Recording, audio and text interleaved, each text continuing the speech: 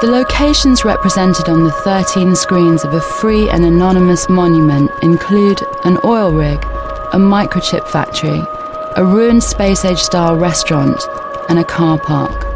An imagery which is spectacularly choreographed in Jane and Louise's installation.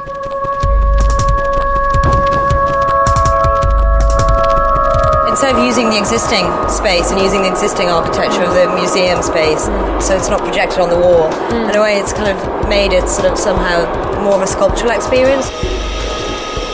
It makes me think of the Northeast, how we've changed from a shipbuilding place to now we've got other kind of industries and we're progressing.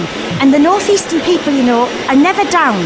They always look on the bright side and they come up. Even when we lose jobs, there's always something else comes up, and that's the good thing about the Northeast, I think.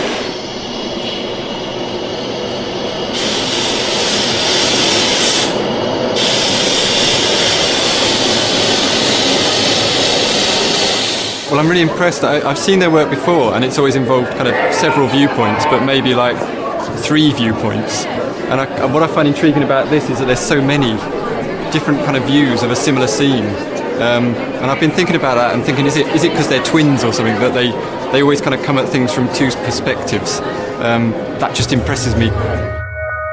There's obviously a bond with twins that I don't think many of us really comprehend. I mean, they argue and everything like that, but there's still something there that's special between them.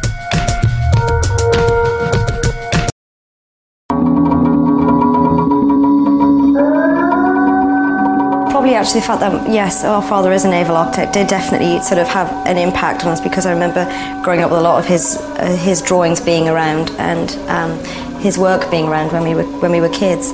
You know, you're sort of almost looking at these sites with a sort of archaeological sense, or with a sense of sort of almost like coming at it as an archaeologist in a way. It's almost like you're sort of trying to kind of create some atmosphere or condense some atmosphere or some sense of place or space.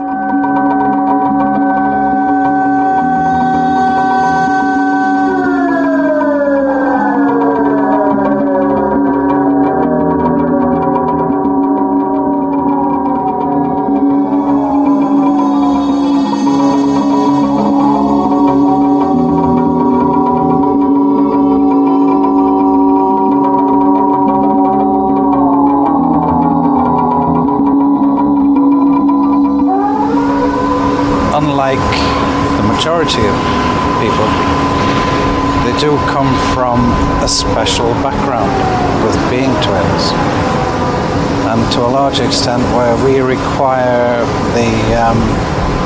the approval of our peers, and will do anything to get that approval, even compromise our ideals. They have always had themselves as a backup, and I think they've got a combined resolve and purpose that other people don't.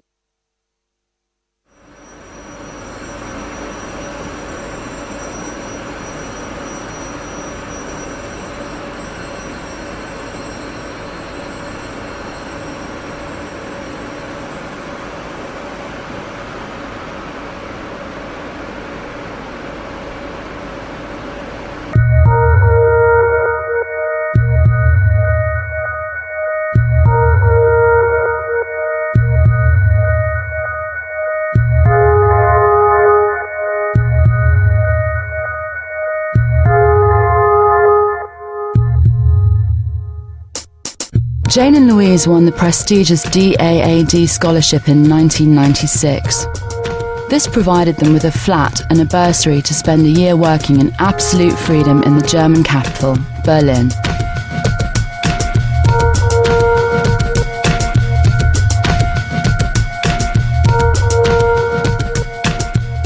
Jane and I came here in 1989, actually the Christmas just a New Year before the wall came down.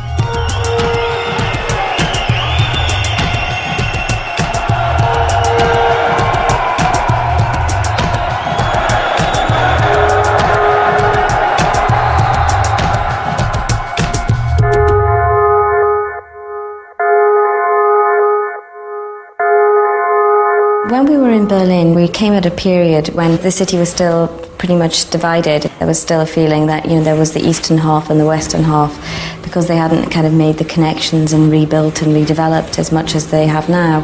So when we came in '96, it still felt very, very temporary, very disorganized, chaotic.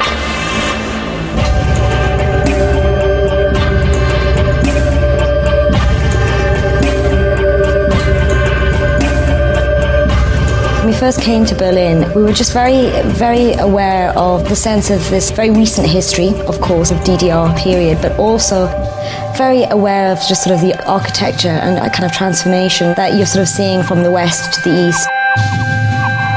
We were very curious to come to a part of the eastern part which we had never been able to visit, and of course we were looking at the Stasi headquarters. Stasi City is set in the former headquarters of the secret police in East Germany. Jane and Louise opened up rooms which had lain untouched for years. They recorded what they found exactly as they found it.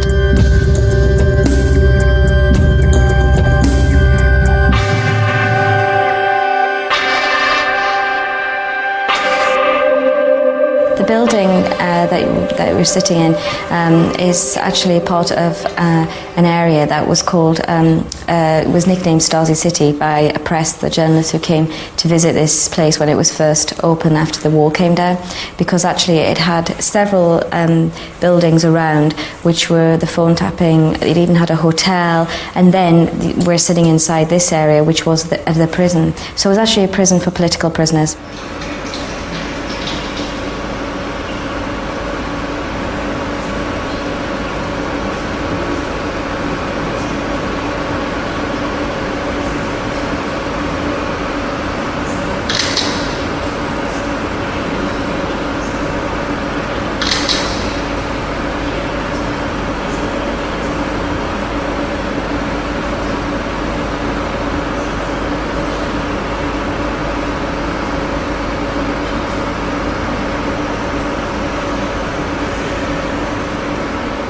You were very curious about this space, which, you know, just literally, it was like a time capsule. So we really wanted to document it, but also we're very conscious when we were going around documenting that we didn't really want to touch it, because you also felt that to kind of interfere or intervene into the space, it would change it in some way, and it was something about capturing just that moment, that absolute moment where it really was just opened and revealed, but had been, you know, kept closed for 10 years.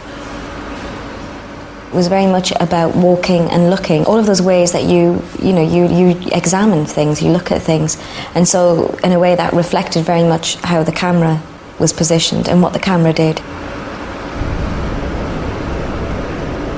Well, originally we came on a very regular basis, because when we first came it was almost as if a lot of the spaces had not been looked at, even by the people that were working here. They hadn't had a chance to look at the whole building or actually examine what was behind a lot of these doors, because a lot of them were locked. They hadn't found the keys. And so we would come one day and then, you know, ask about a certain area if we could go and see it. And the next day we might get a phone call saying, well, we've managed to locate the keys. Let's, you know, come back and we can sort of look at this particular area if you were interested in filming. So it was almost as if our guide Gernot, who was showing us, who was taking us around, was actually seeing some of these spaces for the first time as well.